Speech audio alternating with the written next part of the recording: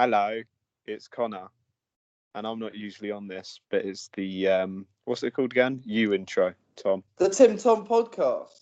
No, this is going on a new channel. This is called the Connor podcast alone. Oh yeah, I've taken over. Tim and Tom don't matter anymore. I control them. They're my little bitches. Yeah, and we're talking about the Future album today, the new one. Future Hndrxx presents Future the Hndrxx. Wizrd. Yeah, that's right. And guess we should start off with the first track. Tom, I'll give it over to you because you're good with this. Okay, right. Intro to the first track. Just if everyone's following, I suggest you'll do a track by track listen. All right, listen to each track and stop it. Have some thoughts. Write down, scribble some thoughts when you're listening. All right, then listen to our thoughts on it, and talk aloud to yourself, to us. Yes. This is his 7th studio album. And that is not including 18 mixtapes he's made. So he's been quite prolific in the 9 years. That's impressive. Yeah, he's actually been around for quite long. 9 years. And he's probably one of the most copied artists around, really, because you got lots of people like Travis Scott, Young Thug. Definitely, yeah. That have all got ideas from this man. And I actually watched this Genius interview, so I know why it's called the Wizrd. Apparently his uncle used to call him a wizard, so... Interesting. And Future Hndrxx is a name he's given himself, I believe. So Jimi Hendrix's offspring. So it starts off, ironically, with Never Stop. Yeah. Yes, it does. And I'm going to say I really like the intro to this track. I mean, the actual track itself, I thought the beat was good, and but I wasn't a big fan of the really heavily auto-tuned vocals on this. At times, sometimes I thought they were a bit jarring. But I like the intro to this. It had these light sort of vocal, light vocals. Almost like it wasn't a choir. It was just like a woman singing, wasn't it? Just like sort of soulfully. I thought that was really nice. It went really smoothly transitioned into the actual track. But the actual track itself, I thought was a bit lackluster, in my opinion. Just it felt a bit bloated. What are you guys' thoughts? Oh, I thought that the vocals were nice, which you obviously weren't as big a fan of. But the track, I agree, was too long, at nearly 5 minutes. Yeah. I thought it was a good opener, but it's definitely too long. And I thought he was actually saying some stuff in the track, apart from the usual stuff.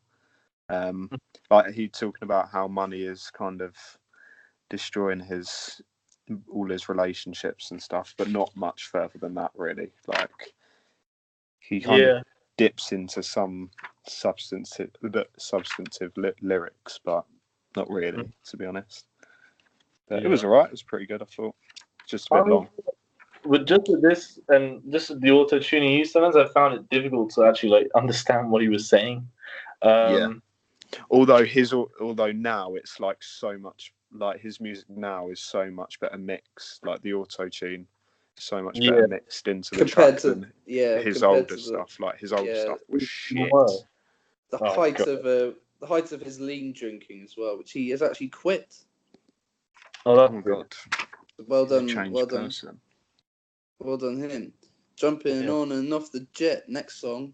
I did not really get this at all. I thought it was a bit better than the first one in that it's less bloated. It's around two minutes, isn't it? Like the majority of the tracks on this are around 2 to 3 minutes.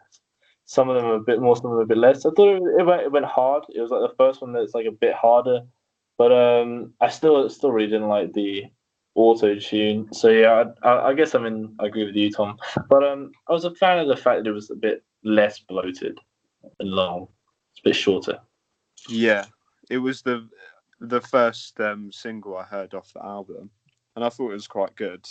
But it just kind of probably just because it got over and done with. To be honest, it didn't outstay didn't outstay its welcome or anything, but I thought it was a good song. I thought it felt a lot longer than it was because the hook was so redundant. Yeah, there was yeah, true. There's not much going on in that song, to be honest. But so the first track I was really feeling, Rocket Ship, Rocket Ship, man. Yeah. I've been popping since my demo, bitch. The beat drop as well.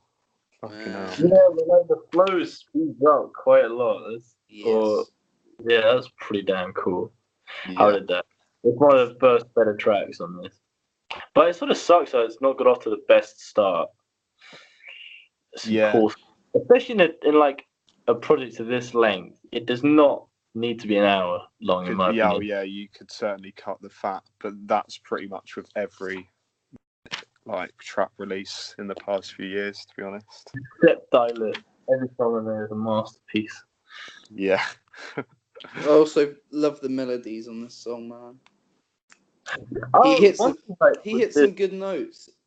And there's some I really started to appreciate the production from this track, and all throughout, like even if I'm not the biggest fan of the auto tune effect, or if I'm not really into them, one thing consistently that I was able to appreciate about this project is just the production in it. All the beats are like very well done, and they're very well mixed, and the melodies sometimes can be very interesting.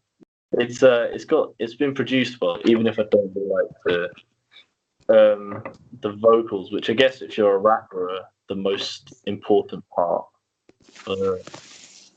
Yeah, I agree. I think his like I quite like his vocals, but I mean I don't think they're amazing or anything. But I think his lyrics are shit. He's great at choosing beats, but his lyrics are just. I thought that his vocals are the best they've probably ever been on this album. Yeah, I agree. Yeah, definitely. He found him and his auto-tune, they found so many sweet melodies on this album. And I would carry that onto the next track, Temptation, which I was quite excited for because Tay Keith was the producer. But this was just a bland, boring trap beat that there was nothing like what I was expecting. Yeah. But Future saved this song from being a total dud for me. And at one point, I thought he sounded a bit like Playboy Carti, which made me just realise how influential he really was. There's another part later in where I think it's on the closer. So we'll get to it there, but just like people being influenced by him, it's a thing that I noticed in it as well, I guess. I thought the intro here was also like the intro to this song was pretty good. I thought I don't know, it had that like full sound that it reminded me of something on like the latest Kanye album. I don't know if you guys got that either, but the vocals seemed like a bit distorted as well. I was actually a bit of a fan of that. It wasn't just the autotune, but I thought the autotune complemented this track's like melody and beat a bit more than some of the previous tracks. But I can't really remember much from it, to be honest. I just like the lyric. She gives more head than a tumor. I thought that was a great lyric, but apart from that, I can't really remember anything. I just expect harder beats when I hear the Tay Keith watermark. Yeah, I know what you mean. Yeah, but here's a lot of Tay Keith's beats like very similar to each other. Like they just follow the same formula, I think. Yeah, but it's a winning formula. That's an argument. That's an argument. All right, let's move on to the next one, Crushed Up. This was the first single I heard from the album. Yeah, this is the best single off the album. Not that there were many, but hands down, I agree. Yeah, it was a good song. It had I appreciate that it had like a sort of harder beat again, and did you guys feel it too? Like the drumming here, the way it was produced, like it felt like it was more round and less like it was more round and crisp, and rather than some of the Yeah, it I was see like what you mean. Yeah, it wasn't just like it I felt dunno. a bit I can't really describe it. I think I need to know more about music production or to talk about it a bit more confidently. But it felt more like round rather than A like bit just more like diverse as well. I thought the yeah production was on that song compared yeah. to his other songs. Yeah, and it was done by Wheezy and Southside together, two Ooh. reputable track producers. So, The I'd agree. I really hi-hats. like the second verse actually. Just the way that he switched it up to a more singy style, and especially when he said, "I'm about to drop the bombs on your bonjour." Except the bonjour was sung much Oh, nicer the way, than how I said it. the way. Man, that was lovely. I loved it. Yeah, he's Right. he's definitely a bit of a druggie, isn't he? um. Okay, FNN next. I thought it had this like it sounded a bit like ominous at first, and then there was this beat switch 2 minutes in. So it was pretty cool. It was the first of a few beat switches which happened, and I mean it's not a passable track. It's sort of middling in regards to, in my opinion, but like that beat switch was a bit of a highlight. It was pretty cool. Yeah, I thought the first half of the track was like a bit boring, but when the beat switch came in, I think it made it a lot more interesting. I liked all of this. I thought this was the first one that really took my attention, especially the line, "So many white bitches, Ku Klux Klan." What the fuck? Did he actually say that? Yes. No, I don't know what it means. Fair enough. He did. Genius it. Yeah, FNN, I liked FNN, man. That was a very good song. Yep. And Call the Coroner I liked as well. I thought his voice was all over the place in a good way. In a good way. No. Yeah. I liked, what did he said something like, oh yeah, Ho caught an asthma attack, which is not funny, but it made me just the just the stuff he comes out with really randomly just makes me laugh. Yeah, I don't know, but like it feels a bit vapid at times. That's what I got with this track. Like I really wasn't the biggest fan of it. I mean, I can appreciate the melody and the beat, but like his performance wasn't doing it for me on this track. This was sort of the first sort of big drug dealery song, and he said, "This is not nearly as funny as what Connor said, but the fuck the drug test, pass me my gas mask." Oh yeah, that was. That he kept, which I was a bit annoyed he kept saying because I thought it was really funny the first time he said it, but then it was sort of repeated as the track faded out. Just an interesting little fact about this one: it was mixed by Mike Dean. And Oh, he really? was just wanting to be like top dog or something. I don't know. It was and chains stuff. I don't know. I got some lyrics, but like, ugh, nah. It was really repetitive. I thought that didn't really. I thought I enjoyed it, but I just didn't. Yeah, like the lyrics were a bit too repetitive on there. I thought. All right. Should we go on to talk shit like a preacher now? Yep. Yeah. Okay. That song basically, he just does exactly what he just did. track says, like talk shit.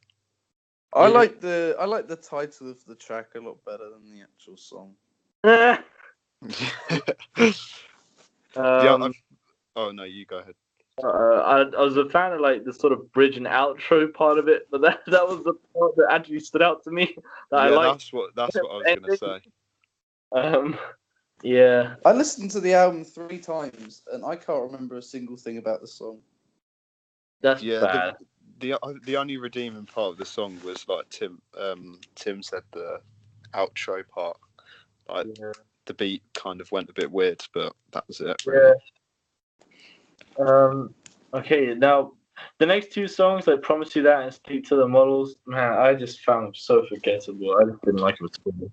He could have just made them one song and then Yeah, because I didn't. I thought the production on "Stick to the Models" was pretty good, but I thought that both the tracks like kind of followed the same premise. yeah. That they could have just been made into one track. I actually really liked the hook of "Promise You That." I thought that stood I out. was gonna say, like, I didn't mind the hook. Like, I thought that was interesting, but apart from that, I can't remember anything else from Promise You That or Stick to the Models. And again, another poppy, boring Take Keith beat. What the hell? Yeah, what was he doing? And just to round up what you guys were saying, I thought "Stick to the Model" did exactly that. It stuck to his formula, and it was boring. But something that was none of those things, Overdose. Yeah. Oh my god. Mm-hmm. There's a quotable on this one. Go ahead, my friend. My wrist on drugs, my ears on drugs. What does that even mean? My ears on drugs. What the fuck does that mean? I think he was saying how his swag was. You know, people say their swag's retarded. Oh, okay. Or their stuff's on drugs. He was just saying like that's how crazy all his jewelry. Still, when he's screaming on auto-tune, my ears on drugs, so it caught me off guard a little bit. Like you are a crackhead. He was just talking about his jewelry. Oh right. Okay. That makes sense. No, it doesn't actually. What? Earrings. Drugs and jewelry. Oh, I don't know. What would drug me? I don't know. There was one part where I appreciated like the fact that this song was harder, and then like it was a bit wacky with the lyrics from what you just said. There was also one lyric where it was like we're too rich to be sober, which I thought was like that's how it kicked off the verse. I thought that was great as well. Yeah. It had this. It was two things to do with the like actual like production in it. It had this pretty interesting like bell, like a clock tower bell, something like that.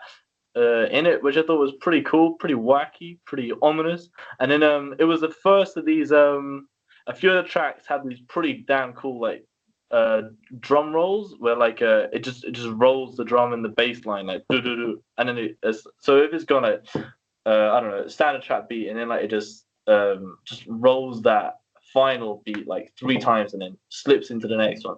I thought that was pretty wicked. Also, we did that. Sorry. Also had a glockenspiel to pick up the pace a little bit, so I thought it was nice. But we haven't noticed the most important bit. The hook, the flow of that thing was just insane. Yeah, that was... Swag overdose, swag to the... Also, what did and then when... at the start of the track, at the end of, like, each line, he makes, like, this weird sound, like... or, like... No, he was laughing at his lyrics. So, he was laughing. He was like, that was crazy but true. Even he realizes how ridiculous his lyrics are. Yeah. Shall I go on to Crazy But True now? Yeah, please do. Overdose, sorry, my favourite song of the album. Not my favorite song, but one of the better songs. Like the first, like pretty damn good track on here because I roll that out. Like around it was after Overdose. I decided to change my Oh, Connor's left. Has he? Yeah. Well, we'll try and get him back while you say how much you love Crazy But It's True. Okay. Are you gonna try? You try and get him back, right? Yep. So Crazy But True was like it was a big cool. Here he is. Oh, I'm back. Sorry. What the hell happened, dude? I literally have no clue. It just went off. It's on. Connor face reveal. Yeah. How do I get off this? Isn't there a button? Oh, okay, cool. Yeah, I've got it. As you were with... You carry on. Okay, sorry about that, guys. Soz. Yeah, the FBI tried to abduct Connor. It was a bit cooler. The vocals are a bit distorted on here, and it had this sort of melancholy, not quite, but sort of like a sadder piano melody. The beat was pretty cool, and there was some of the lyrics. Okay, I couldn't get like word for word, but there was one like midpoint or towards the end It was a lyric about he was sort of meditating on social media and like how it's crazy but true. How like Yes. he wasn't like he wasn't a proponent of it. He didn't really like it. I thought that it was interesting that he was sort of talking about how influential he's been and like saying everyone sounds like me. It's crazy, but it's true. Also, the how the social media fucked everything up, like you said earlier, and he actually said this directly at one point. What's the point in using features? They bite me anyway. Ooh. Which I thought was a little bit savage. Yeah. Yeah. Well, but there was a few untrue things he said in there. Oh yeah, you're gonna call him out? I'm calling him out. The first thing, I'm the biggest influence in fashion. Well, actually, no, I don't think you are. I think your fashion's not that. I think your fashion taste isn't that great in comparison to your contemporaries. And also, he says something like he uses ecstasy to keep his heart beating. Well, if you look at the science of that, it's not really going to keep your heart beating for very long. Yeah, well, maybe he's a special case. Well, maybe he is, but I don't think that's true. So there were a couple of untrue things. And Future, I think those are your opinion. You just disagree. Well, those aren't but my opinion is incorrect, facts in this case. So, all right, whatever. And yeah, but apart from that, it's pretty good. Yeah, the other interesting thing I noticed was I think it was at the end of the hook because there was that weird, really distorted sample. That vocal sample that would just come in, and then he'd like sing along at the same sort of tempo with it. And bear in mind how much distortion and stuff that had on it. I thought that was very interesting. I forgot. Both tried to do that and actually did it. Yeah. Yeah, it was those distorted vocals in the beat. I was a big fan of those. I thought they were pretty cool. What's the next song then? The next Serving song was Killer Cam. Okay, I wasn't sure if that was a name. I'd written it down. I was like, that doesn't make any sense. But I guess it's the name. All right.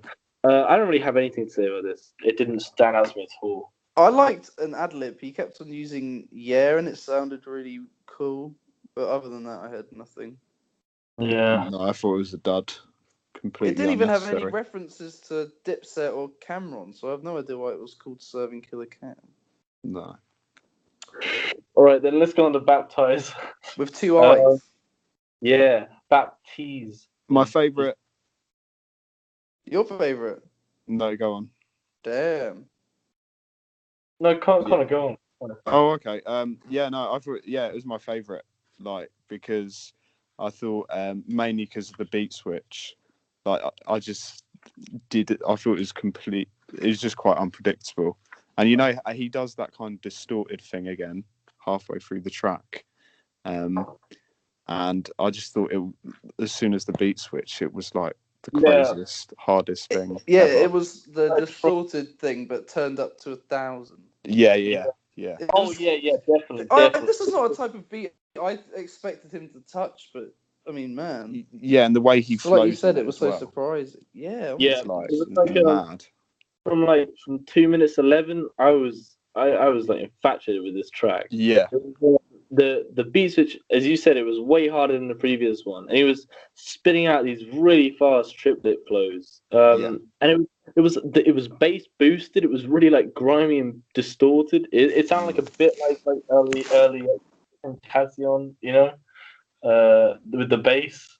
But I see that. Yeah, it was pretty. It was pretty weird because he doesn't usually rap this fast over beats this interesting. So this all took me by surprise. Yeah, I think that unpredictable. Like it was just, I didn't really expect it when I first heard it. It was just kind of mad. Yeah.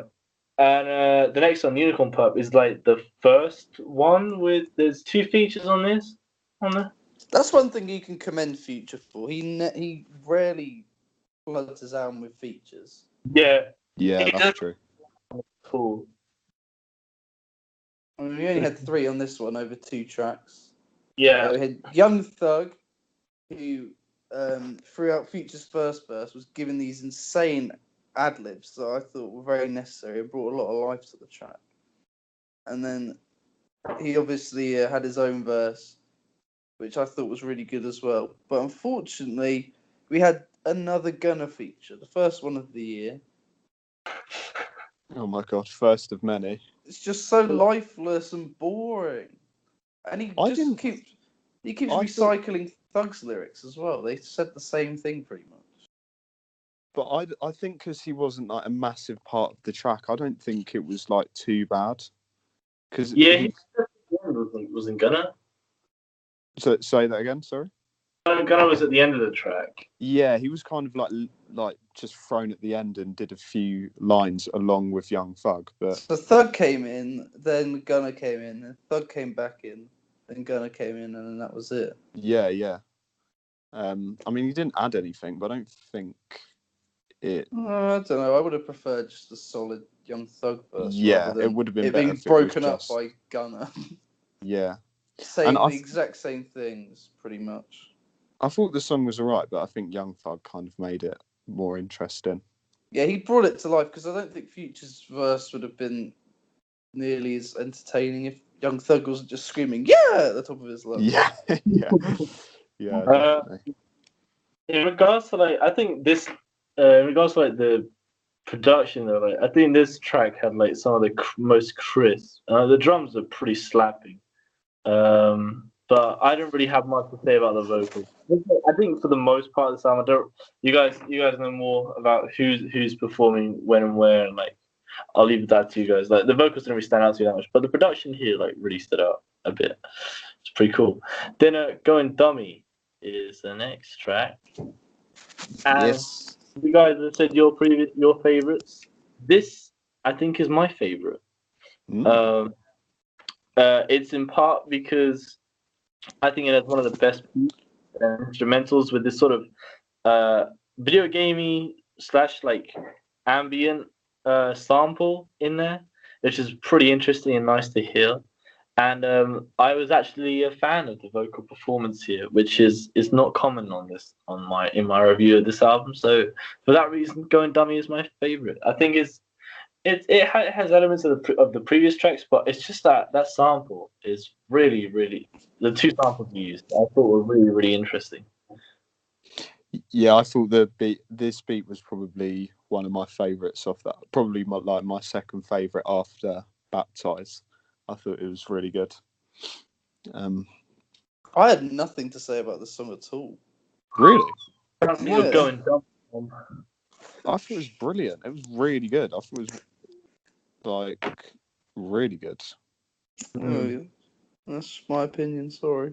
That's fine. Don't worry. That's okay. That's okay. You can have your opinion. I didn't have much to say about the next one either. Yeah, me neither. Me neither. I something good from it with Travis being on it, but it didn't really live up to it. And also Travis on the James Blake album, I mean, he was okay, but he wasn't that good on that either. I mean, it seems possible. I don't know. I thought Travis verse on James, the Travis thing on James Blake album was brilliant, but compared to this one, I thought he didn't really contribute anything. To be honest, I thought he actually just sounded a bit like Future on it. Everyone sounded half asleep, I thought. Yeah. It was I don't know, he turned up, did one take, and that's it, he's out. Yeah, Future sounded like he got woken up. I was like, come on, man, you got to do a verse now. Yeah. Just getting to the end of the album. You know what? We can make this work. We can get Travis, but maybe the baby been keeping him up all night because this isn't good either. And I heard a lot of people saying that it was like a Travis Scott song featuring Future. I didn't see that at all. Well, it was just a boring Future song that had rubbish Travis Scott feature, and that was it. All right, let's move on. This is my last highlight of the album. It's not my last highlight. I think the last three are all pretty damn good. The last three are Do you think? Yeah, I like all three of them. Okay, well, we'll get more into that in a second. So I just thought this was this might have been the fastest he rapped, apart from maybe Baptize. But this was throughout the whole song. This is probably the hypest track of the album as well. Yeah. And I really like the skr ad-libs as well. Yeah, they were fun. Like the instrumental was like it was more relentless isn't the right word, but it sort of gets at rapid pace, fast. Yeah, and then also like the beat was a lot faster and it never let up. So yeah, and I think it was the loudest as well. Yeah.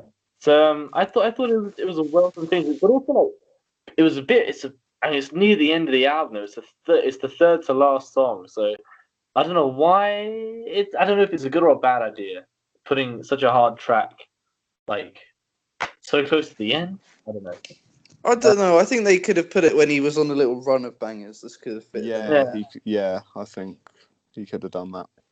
Because there was like the thing between there's the run between Crushed Up and probably Baptized or Unicorn Perp. It would have fitted a lot better in there than here, in my opinion. And then put like First Off there. Okay. Then there's Ain't Coming Back, which I thought the bass was like really present. There was and I really like the beat. It went somewhere. Whereas a lot of the previous instrumentals, it's like, oh, we're gonna have an intro, which is pretty cool. Then this is it, and it's just repeated for the full 2 minutes. It doesn't go anywhere. Whereas this one, I mean, although it's still the beat repeated, like there is an A-rap song. It's just I felt like it was more melodic and it actually went somewhere. And stuff. It was a lot more interesting, and the beat was especially good. There was an echo on this like keyboard. It felt like a bit, I don't know, reflective. And yeah, I thought it was pretty good. Yeah, I thought it was a good song, but it didn't really stand out to me as one of like it didn't really stand out to me a lot, so I don't have loads to say on it really. Same, I just had this down as filler. Oof.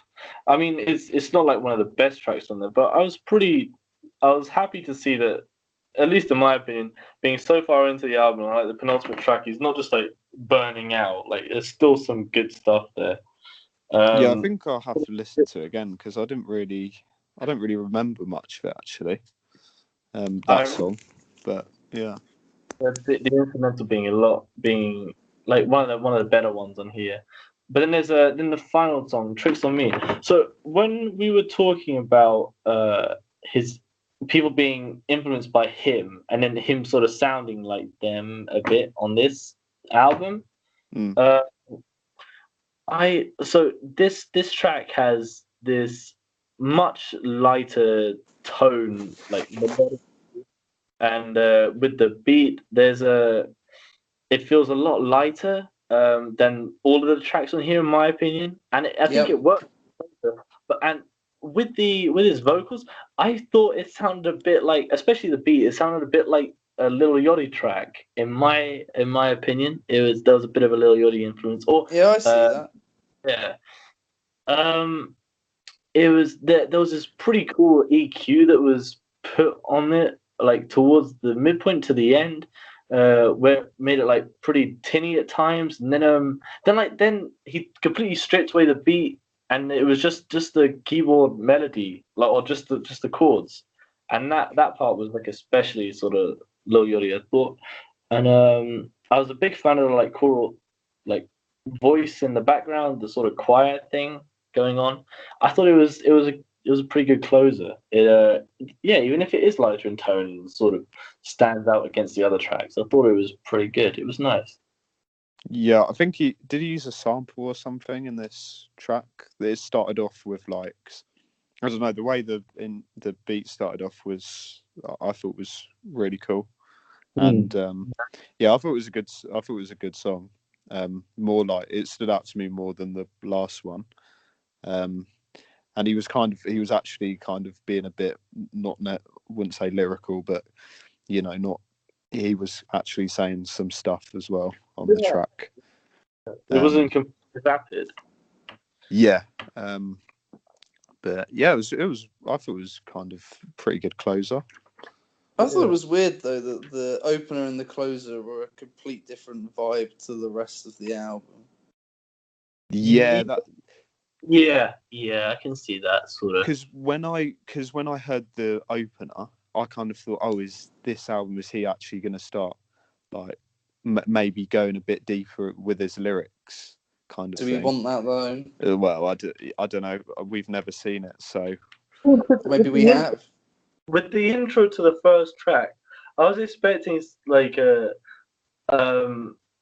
because I was expecting deeper, richer production. Not that it's not. It's just I wasn't expecting it to be so heavily like trappy. I thought it'd be a bit more like it reminded me a tiny bit like a Kanye. Like it sounded a bit Kanye with like the vocal and stuff in the intro. yeah, So yeah. No, go on. Sorry, go on. No, that's all. Yeah. Yeah, no, I agree. Like, I think, like, when I heard the first track, I was thinking, is this going to be like not as, because you with Future, it's usually just like just fully trap the whole thing. But I thought maybe he would go like switch up a bit and I don't know, be a bit more adventurous with like the production. But that didn't really happen, to be honest. So. And with all that being said, Connor, what do you think? As the guest, you can go first. Out of 10, what are you giving Future Hndrxx presents the Wizrd? I think I will give it a 6 out of 10 because the production was brilliant, but he just doesn't have a lot to say or add to the track, and he's quite repetitive. But I did enjoy the album, and it held me a lot more than any other Future album has. So, yeah. So, Tom, Vince Staples said that he feels bad for his kids because they're not going to be able to look forward to new Future music. How do you feel about that? Wait, why would? Oh, he's not going to be around forever, is he? No.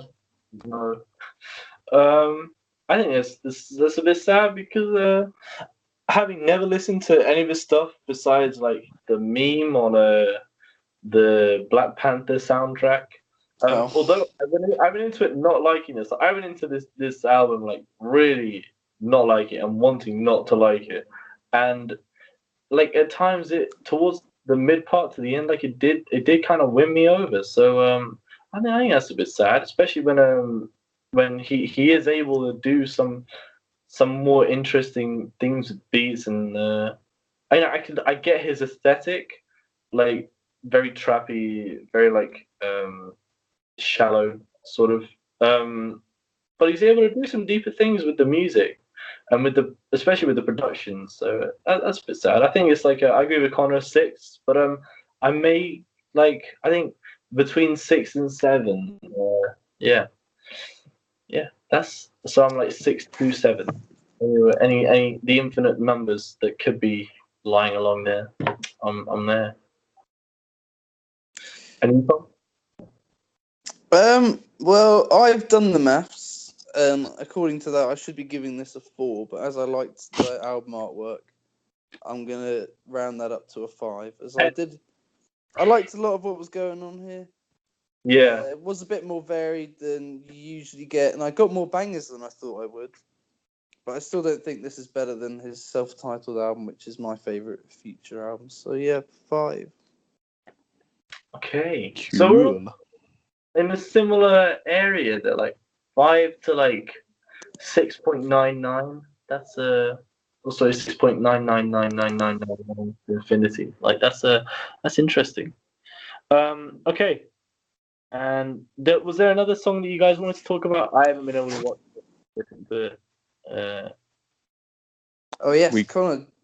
Yeah, we can talk about it if you want, Tom. Mixed personalities. Yeah. Yeah. Talk about it. YNW Melly. Yeah. Featuring Kanye West. What did you Lead think? the way, what my were your friend. thoughts? Well, I don't see why these trap guys keep getting Kanye on songs and not getting him to produce it for them. Yeah, That was my initial reaction. I was like, why has he got some like sort of? Well, it's not a boring trap beat. It's quite happy and interesting, and it does work with the song. But I mean, you've got one of the best hip hop producers of all time. yeah. You could at least you could have used him, you know. But as far as the hook goes, especially, I thought Kanye did a very good job. I don't know about you. Yeah, I enjoyed the song. Like, obviously, it was not amazing, but I thought it was really good. And the pitch, some of the high pitches that Melly goes to, like when he's, I can't really remember the lyrics, but he really does like go for it, doesn't he? Yeah, when he said, 1 minute you're blooding, then you're cripping, I thought that was quite funny. Yeah, because it's all about these girls being sort of constantly changing their mind.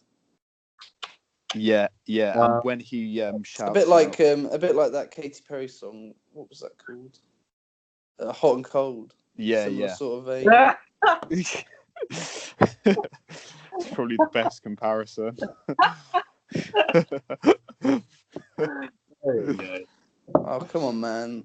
This same thing, isn't it? Yeah, pretty much. Yeah. Hot too. But this is more I listened to a Katy Perry track where she's talking about Bloods and Crips. I reckon she could make some very insightful comments on it. I reckon she could. She knows everything about West Coast gang culture. Yeah, definitely. I'm pretty sure she's actually in a West Coast gang. I'm pretty sure she's starting a West Coast gang. But she probably is. The Perrys. So it's not slander. It's unconfirmed. It's unconfirmed. I didn't say that she is. I said I heard she may be. I'm just saying. And I think on that note, we better wrap this up before Katy Perry's people come and shut us down. And before the FBI arrest us. So, yeah. Now that they know Connor's face. Free band. Okay. All right. Mixed Personalities. Good song. Please check it out. We hope you guys and watch the video. It's insane. The video makes it that much better. All right. I'm going to close it now, guys. We hope you enjoyed this double upload. It's going to be an occasional thing that we'll do sometimes. Just like keep your eye out for it. We hope you like it. Tell us what you think. Well, we only have so much time, but when there's 3 big albums, we got to talk about them, don't we? Yeah. So sometimes we're gonna have to get the con man in. Okay. All right. Bye. Bye. Are you gonna say bye, Tom? Or are you gonna be rude? I'm gonna be rude. All right. Okay. See ya.